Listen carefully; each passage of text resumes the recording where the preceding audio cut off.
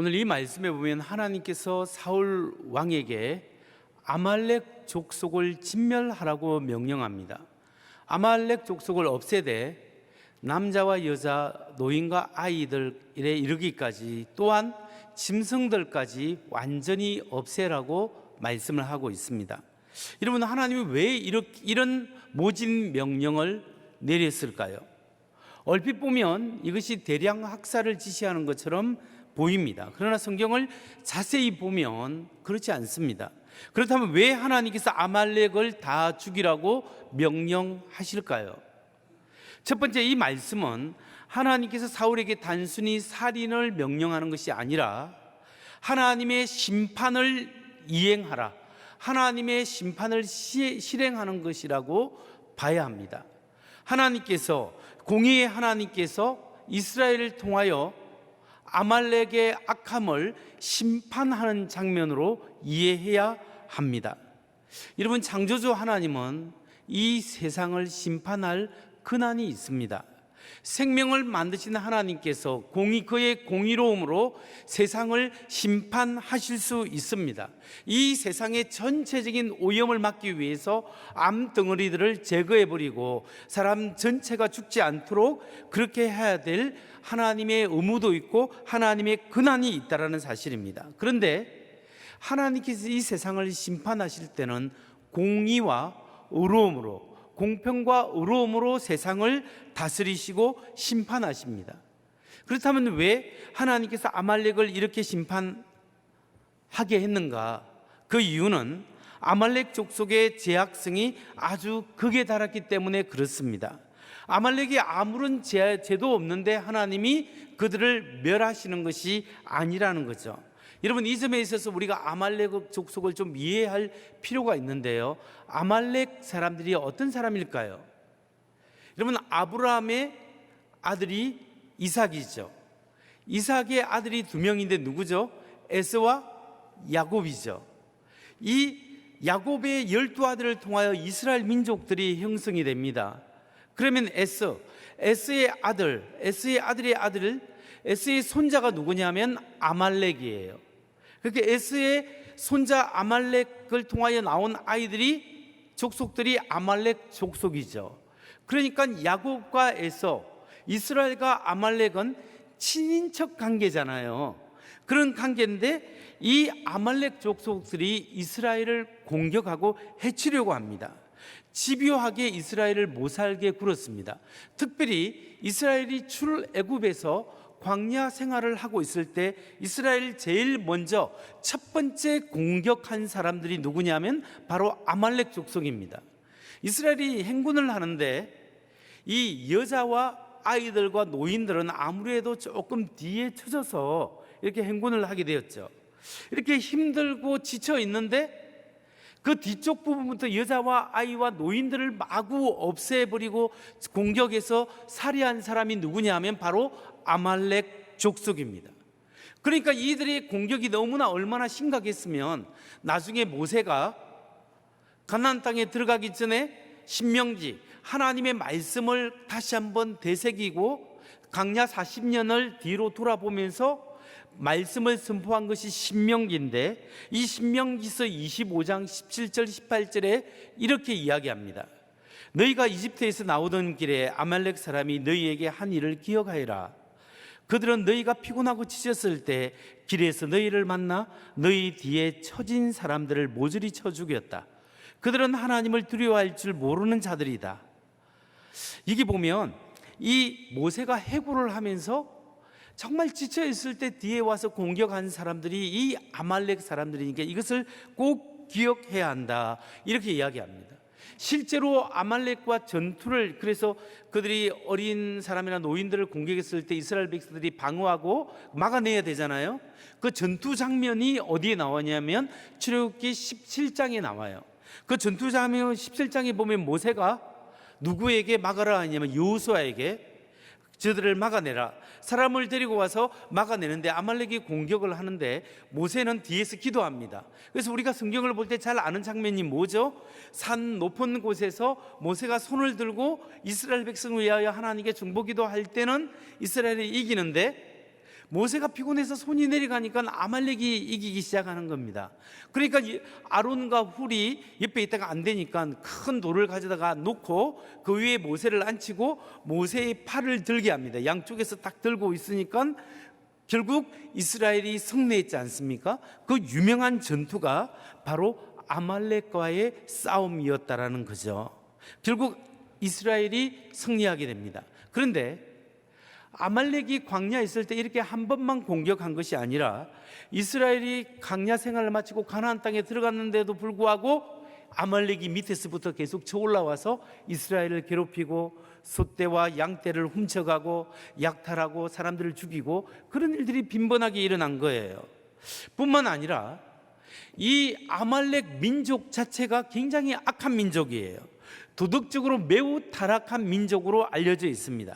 여기 근친상간은 보통이고 짐승과 함께하는 그 수간 뿐만 아니라 동성연애 그리고 어린 아이들을 산채로 몰래 신에게 바치는 자기 아이를 신께 바치는 그런 우상 숭배 이런 것들이 굉장히 도덕적으로 타락한 행위가 그 민족 안에 행해지고 있었습니다.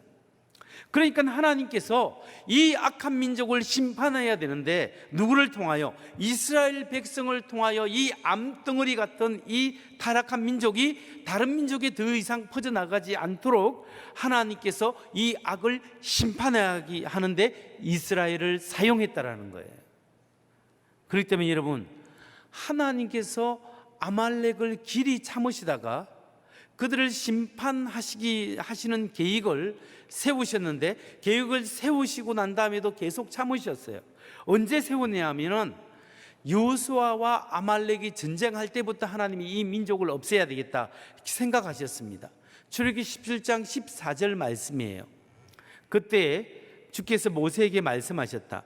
너는 오늘의 승리를 책에 기록하여서 사람들이 잊지 않도록 하고 여호수아에게는 내가 아말렉을 이 세상에서 완전히 없애서 아무도 아말렉을 기억하지 못하게 하겠다 한 나의 결심을 일러주어라.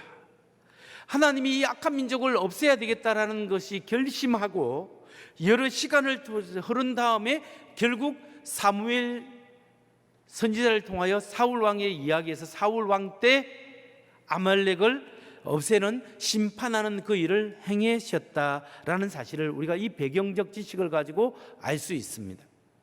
그런데 여기서 문제는 왜 하나님께서 아말렉을 없애되 노인부터 어린아이까지 그리고 짐승까지 왜 다 죽이라고 하셨을까요? 그래서 두 번째, 그 이유는 그 정도로 아말렉 족속의 제약이 심각했다. 아말렉 족속은 하나님이 도저히 심판하면 아니하면 안 될 정도의 제약 타락한 민족이었다라는 사실을 알 수 있습니다. 여러분, 하나님은 공평하신 분이에요. 그렇기 때문에 하나님이 정의로 심판하십니다. 특히 하나님께서 정의로운 분인데 아브라함이 자기 조카 롯이 억울하게 죽임을 당할까 싶어서 하나님께 간구하고 기도한 적이 있습니다. 그게 창세기 18장 25절이에요. 주께서 이같이 하여 의인을 악인과 함께 죽이심은 불가하오며 의인과 악인을 균등히 하심도 불가하니이다. 세상을 심판하시는 이가 공의를 행하실 것이 아니니까. 이 말씀에 보면 배경이 잘 알다시피 소돔과 고모라 성이 너무 타락했습니다. 그래서 하나님이 그들을 심판하기를 원합니다. 그런데 이 소돔 성에 누가 살고 있었습니까? 아브라함의 조카 롯이 살고 있었습니다.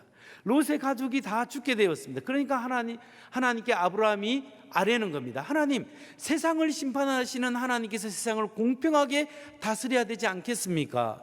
그러니 하나님, 우리 조카 롯을 살려주십시오.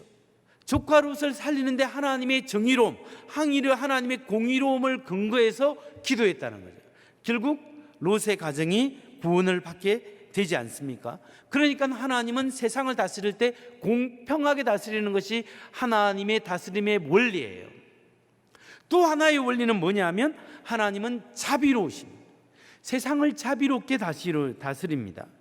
요나스를 보면 알 수 있는데요, 하나님이 요나를 통하여 니느웨 백성에게 가라, 니느웨의 성에 가서 그 백성에게 회개하지 않으면 너희가 죽는다, 하나님이 심판하신다 외치라고 했는데 요나가 이 니느웨 백성에게 가기를 싫어했습니다. 왜냐하면 이스라엘을 괴롭히고 멸망시키는 민족이 누구냐면 바로 니느웨를 근거로 한 아시리아 민족이에요. 근데 이 아시리아 민족은 역사적으로 이 배경을 보면 굉장히 독한 민족이고 악한 민족이에요. 굉장히 도덕적으로 타락하고 악한 민족이 바로 이 아시리아고 그 주요한 도시가 수도가 니느웨예요. 그 요나가 가서 거기에다가 구원의 말씀을 전하고 싶습니까? 그래서 다른 데로 가서 도망가다가 결국 잡혀가지고 니느웨에 가서 사흘 3일 동안 돌아다니면서 외쳐야 될 큰 도시를 그냥 하루 만에 외칩니다. 여러분이 회개하지 않으면 40일 후에 멸망할 것이요. 그냥 대충 외쳤는데 니느웨 사람들이 왕으로부터 모든 백성에게까지 다 회개하고 하나님 앞에 돌아섰을 때 하나님이 그들을 용서해 주었잖아요. 하나님이 죽을 죄인도 회개하면 용서해 주시는 분이에요. 그러니까 하나님은 세상을 공의로 다스리시고 사랑으로 자비로 다스리시는 거예요. 그런데 오늘 아말렉 족속은 그 제약이 얼마나 심각했냐 하면 하나님께서 기다리다가 선지자를 보내주지도 않는 거예요. 단지 기다리다가 결국은 사울 왕을 통하여 이스라엘을 통하여 아말렉을 심판해 버립니다. 그러니까 그 정도로 아말렉 족속이 제약이 심각했다라는 사실을 알 수 있는 거죠. 여러분, 우리가 이렇게 철저히 제약을 심판하시는 거룩하신 하나님, 그 하나님의 거룩을 보면서 무엇을 깨달아야 하겠습니까? 죄를 미워하시고 심판하시는 하나님의 거룩을 보면서 우리가 뭘 깨달아야 되느냐? 그래서 세 번째, 하나님 앞에 죄악의 심각성을 깊이 인식해야 한다. 죄를 철저하게 심판하시는 그 하나님을 보면서 죄의 심각성, 하나님이 죄를 대해서 얼마나 진노하시는가, 여기에 대해서 우리가 깊이 인식하는 것이 굉장히 중요하다는 거예요. 여러분, 우리가 하나님의 성품을 볼 때 하나님은 사랑의 하나님 맞습니다. 하나님은 우리를 사랑해서 자신의 목숨, 하나님의 아들의 생명을 대신해서 십자가에 못 박혀 죽고 우리 죄를 용서해 주실 만큼 우리를 사랑하시는 존재예요. 하나님의 특성 자체가 하나님은 사랑하시는 분이에요. 그렇게 사랑하시는 분인데 또 다른 하나님의 특성은 하나님은 거룩한 분입니다. 거룩하시기 때문에 하나님 앞에 죄가 있을 수가 없습니다. 하나님은 죄를 심판하시고 하나님의 백성들이 거룩한 삶을 살기를 요구하십니다. 예수 그리스도 하나님의 아들의 생명을 통하여 죄 용서를 받은 사람은 하나님의 백성이 되었는데, 하나님의 백성으로 부름받은 사람은 하나님이 거룩하니 너희도 거룩하다, 거룩하라고 거룩을 명령받는다는 거예요. 하나님은 하나님의 백성의 거룩을 기대하십니다. 여러분, 레위기 11장 45절 말씀을 보세요. 나는 너희의 하나님이 되려고 너희를 애굽 땅에서 인도하여 낸 여호와라. 내가 거룩하니 너희도 거룩할지니라. 하나님은 내가 거룩하니 너희도 거룩할지니다 라고 하나님께서 명령하는 것. 하나님의 백성에게, 구원받은 백성에게 요구하는 것은 거룩입니다. 레위기 19장 1절과 2절을 보세요. 여호와께서 모세에게 말씀하여 이르시되 너는 이스라엘 자손 온 회중에게 말하여 이르라. 너희는 거룩하라. 이는 나 여호와 너희 하나님이 거룩함이니라. 여러분, 하나님이 거룩하기 때문에 우리에게, 하나님의 백성에게 거룩하기를 원하십니다. 이것은 신약에도 마찬가지예요. 제가 본문에는 오늘 보여주지 않지만 마태복음 5장 48절에도 너희는 아버지의, 하늘 아버지의 온전하신 같이 너희도 온전하라, 거룩하라, 그 말씀이에요. 그래서 하나님은 우리가 하나님의 은혜로 구원받고 하나님의 은혜로 용서함 받지만, 용서받고 구원받고 하나님의 자녀가 된 사람들에게 하나님이 요구하시는 것이 뭐냐? 거룩함이라는 거죠. 거룩해야 한다는 거예요. 여러분, 그럼 holy, 거룩, holiness, 거룩함. 이게 무슨 말이에요? 너희는 내가 거룩한 것 같이 너희도 거룩하라 할 때 거룩한다는 것이 무슨 의미예요? 두 가지 의미가 있어요. 하나는 언제나 옳은 것을 행하는 것을 말합니다. 죄를 미워하고 선하게 사는 것이 거룩함이에요. 하나님 앞에서 구원받은, 하나님의 은혜로 구원받은 사람은 죄를 미워하고 하나님 앞에, 사람 앞에 선하게 살아가는 것이 하나님의 백성에게 요구되는 하나님의 명령이요 덕목이라는 겁니다. 여러분, 오늘날 우리의 삶 속에, 예수 믿는 삶 속에 올바른 삶, 정직한 삶, 선하게 살아가는 삶이 있어야 합니다. 예수 믿고 살아가는 우리의 문제가 뭐냐면, 죄를 미워하고 선하게 살아가는 선함이 우리 속에 없을 때 여기에 하나님의 안타까움이 있는 거예요. 여러분, 내 안에 거룩이 있습니까? 내 안에 선함이 있습니까? 내 안에 거룩이 없고 내 안에 선함이 없고 죄를 미워하고 거룩함 속에서 하나님의 선을 행하는 것이 없기 때문에 우리가 뭘 해야 돼요? 예수님의 십자가의 은혜를 붙잡는 거예요. 그 어떤 사람이나 어떤 율법, 어떤 행위를 지키는 것이 아니라 나를 위하여 무조건적으로 사랑하시고 용서하신 예수님의 십자가의 은혜를 내가 믿습니다. 주여 나를 불쌍히 여겨 주옵소서. 그렇게 고백하면서 하나님, 그렇게 십자가의 은혜를 받은 사람은 또 거룩하고 올바른 삶을 살기 위해서 노력하고 십자가의 은혜를 또 붙잡는 거예요. 하나님의 은혜를 경험한 사람이 또다시 돼지 마구간에 가서 또 목욕시켜줘도 또 뒹굴듯이 또 죄악 속에서 살아가려고 막 하면 안 되는 거예요. 넘어지고 비록 실패하고 또 성질 부리고 또 넘어지더라도 그럼에도 불구하고 하나님 나를 불쌍히 여기시고 내가 죄를 미워하고 하나님의 거룩함에 거할 수 있는, 선에 거할 수 있는 은혜를 주옵소서. 이 믿음과 고백이 계속되어야 한다는 거예요. 그렇기 때문에 거룩하라라고 할 때 악을 미워하고 선을 행하라라는 말씀이에요. 또 하나 거룩하라는 의미가 뭐냐면 구별됨이에요. 거룩은 히브리어 원래 뜻은 구별되다라는 거예요. 하나님께서 출애굽시켜서 이스라엘 백성을 하나님의 백성으로 삼았을 때 뭘 줬습니까? 율법을 줬어요.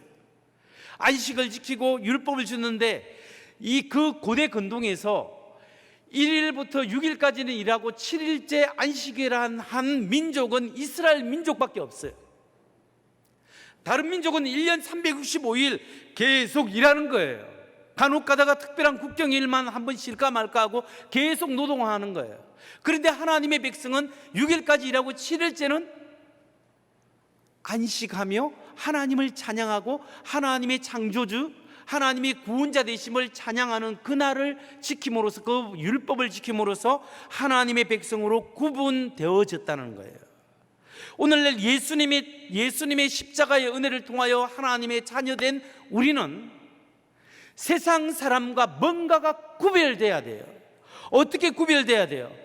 예수님의 생각, 예수님의 마음, 예수님의 뜻대로 살아가는 삶이 우리의 삶 속에 있어야 합니다. 예수 믿고 뭔가가 달라져야 한다는 거예요. 마지막으로 살펴볼 것은 하나님의 심판을 대행하는 사울의 자세입니다. 하나님께서 하나님의 심판을 사울 왕에게 맡겼습니다. 몇백 년 전에 이스라엘을 괴롭혔던 그 아말렉, 수백 년이 흘렀지만 아직도 변하지 않고 더 악해져 가는 그 아말렉을 하나님이 심판하기 위해서 사울에게 명령했습니다. 쟤들은 다 죽이고 짐승까지 그냥 다 없애야 한다. 그런데 사울은 하나님의 말씀에 불순종했어요. 분명히 하나님께 다 죽이라 명령했는데 아말렉의 왕 아각을 죽이지 않았습니다. 뿐만 아니라 짐승도 없애라 했는데 짐승도 병들고 안 좋은 것만 죽이고 튼튼하고 좋은 토실토실한 양과 소, 염소 이런 것들은 다 살려주고 끌고 오는 거예요. 자기가 보기에 좋은 것들은 다 살려주고 끌고, 그러면서 명분이 있어요. 뭐라고 하냐 하면은 하나님께 예배 드리려고, 번제를 드리기 위해 쓰려고, 아니 하나님이 명령해서 다 불결한 것들은 다 없애라고 했는데 하나님께 드리기 위해서 이걸 살려두었다는 거예요. 이게 뭐냐면 불순종이에요. 하나님께서 이 불순종 때문에 탄식하시는 거예요. 하나님이 사울을 왕으로 세운 것을 후회하시고 탄식하세요. 여러분 이 사울의 불순종에서 무엇을 보고 계십니까? 우리는 사울의 불순종을 통하여 뭘 봐야 합니까? 사울의 불순종이 주는 영적 교훈은 네 번째, 하나님의 말씀에 대한 순종은 자기 좋을 대로 가려서 하는 것이 아니다. 하나님에 대한 말씀에 대한 순종은 내가 좋은 것만 행하는 것이 아닙니다. 내가 좋고 내가 원하는 것을 행하고 다른 것을 행하지 않는 것은 순종이야, 반만 순종이 아니라 불순종이에요.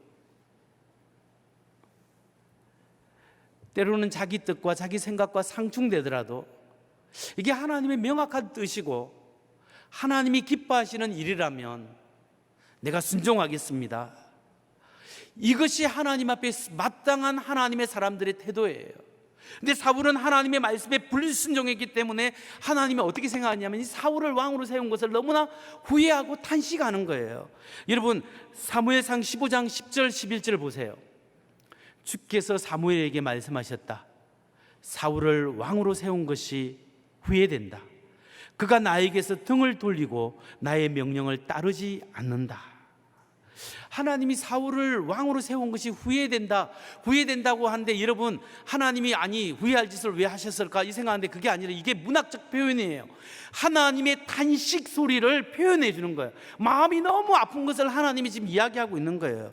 여러분 여기 후회라는 단어는 하나님의 탄식, 하나님의 한탄이에요.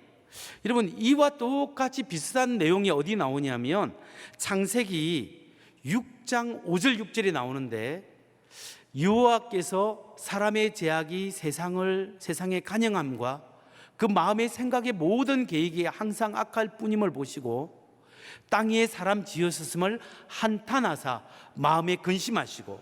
여러분 이게 무슨 상황인 줄 아세요? 그 다음에 노아의 홍수 사건이 이제 나오는 거예요.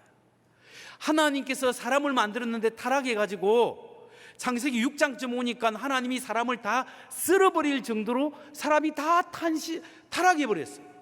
악이 세상에 간영했어. 그러니까 하나님께서 사람 마음 만든 것을 한탄하사 탄식하시는 거예요. 그래서 여러분 여기서 보면 하나님이 그래서 나중에 물로 다 심판하잖아요. 하나님이 세상에 사람 만들어 지었음을 한탄하사 이 단어 창세기 6장 6절에 나오는 이 단어와 지금 오늘 읽었던 사울을 왕으로 세웠던 그것을 후회하사 사무엘상 15장 11절에 나오는 단어가 히브리어로 보면 똑같은 단어예요. 그러면 하나님이 사울을 왕으로 세운 것이 얼마나 후회하시고 한탄하느냐 하면 창세기에서 노아의 홍수로 사람들이 제약된 사람들을 다 쓸어버리려고 하나님이 한탄한 것과 똑같은 단어로 후회하신다는 거예요. 베드로전서 1장에서 강조합니다. 이 말씀을 읽고 마치려고 합니다. 베드로전서 1장 13절에 16절 말씀. 그러므로 여러분은 마음을 굳게 먹고 정신을 차려서 예수 그리스도께서 나타나실 때 여러분이 받을 그 은혜를 끝까지 기다리십시오. 여러분이 이제는 순종하는 자녀가 되었으니 전에 알지 못할 때 가졌던 욕망을 따라 살지 말고 여러분을 불러주신 그 거룩한 분을 따라 모든 행실을 거룩하게 하십시오. 성경에 기록하기를 내가 거룩하니 너희도 거룩하여라 하였기 때문입니다. 하나님의 백성은 이제는 예수 믿고 변화의 삶을 살아야 한다는 거예요. 비록 오늘 실패하고 넘어질지라도 오늘 예수 공로를 붙잡고 하나님 내 안에 하나님의 거룩이 없습니다. 죄를 미워하고 하나님의 선함에 거하는 그 거룩이 없습니다. 세상 사람과 구별되어 하나님 앞에 전적으로 순종하는 그 거룩이 없습니다. 주여 나를 불쌍히 여기시고 오늘 성령님 나를 붙들어 주셔서 내 안에 하나님의 은혜와 은총과 거룩으로 채워주옵소서. 내가 그렇게 살겠습니다. 순종하겠습니다. 이렇게 고백할 때 하나님의 도우심이 여러분에게 있어서 주님 오실 그날까지, 주님 오실 때까지 그렇게 살다가 칭찬받는 우리 모두가 되기를 주의 이름으로 축원합니다.